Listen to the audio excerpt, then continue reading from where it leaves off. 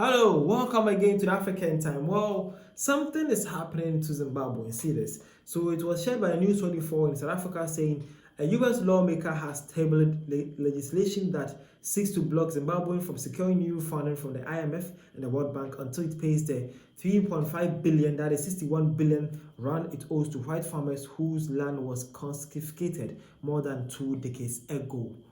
Wow. After so many years now, this is serious, and this will actually affect the Zimbabwean economy right here. Hopefully, it doesn't get this bloody like that. Well, it was shared and says that a US congressman or a lawmaker is actually out there trying to block Zimbabweans' access to the IMF and the World Bank loans because he believed that they confiscated whites or foreigners or the white farmers in Zimbabwe 2 decades ago, and it's worth around 3.5 billion US dollars. Wow.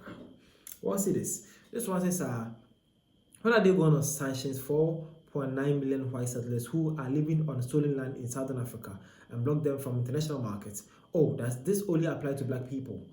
The more we point out these double standards, the more people will be digested by these imperialists, making their imminent collapse inevitable and fun to watch. Okay? Again, man says, well, if you keep taking IMF loans to enrich yourself, much like the South African government does, while the land remains unproductive and the people suffer, then this seems logical. Get your land productive again before writing checks you people can't cash. Okay. Again, man says that this is not punishment, just order of things. The money is owed. No government has the right to take property without paying for it, and then the rest can come. Perfectly fair to ensure the correct order of things is observed in full. Now, this is getting more tougher out there. Again, man says that they were deposed by the Zimbabwean government because of their race. Seeking justice for those wronged is not about skin color, but addressing a crime against human beings. Perpetuating this narrative fuels polarization and a race-obsessed victimhood ideology. Well, man is saying that this is actually not about race, it's about people getting what they actually deserve or what is what rightfully theirs. Had nothing to do with race, so let's not break it race. Again, man says, I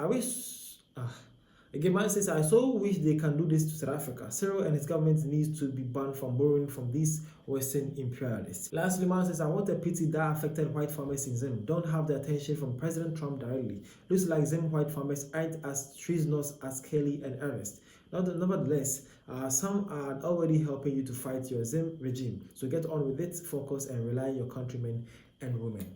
So basically, this is what happened to Zimbabwean people. They are said to be owing around 3.5 billion to white farmers who they confiscated their land decades ago. And this is all being projectedly being pushed by a US lawmaker in the US Congress, and hopefully to get this permission to block Zimbabwe from the World Bank and the IMF loans. This is African Time. My name is Badashi. Thank you for your time.